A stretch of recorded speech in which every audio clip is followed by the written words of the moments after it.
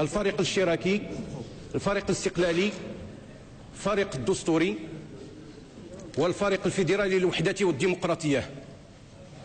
السيد رئيس الحكومة، التزمتم في البرنامج الحكومي بتحسين مناخ الأعمال بشراكة مع الفاعلين الاقتصاديين من خلال مجموعة من التدابير، نذكر منها وضع ميثاق جديد للاستثمار، تحييد الإطار القانوني والإجراءات الخاصة بالتحفيز على تصدير وإصلاح النظام العقاري، تسهيل مصادر الاستثمار وتسجيل الملكية والحصول على الرخص، الرفع من شفافية المعاملات التجارية وتعزيز ثقة المستثمرين، وضع إطار قانوني خاص بالمقاولات في وضعية صعبة، العمل على تقليص المدة الزمنية التي تتخذها القضايا أمام المحاكم التجارية، تدبير عقلاني ومندمج لمساهمة الدولة في مجال الاستثمارات، وضع إطار قانوني يستجيب لحاجية الفاعلين ويلبي انتظارات المرتفقين في الحصول على خدمة ذات جدوى عالية،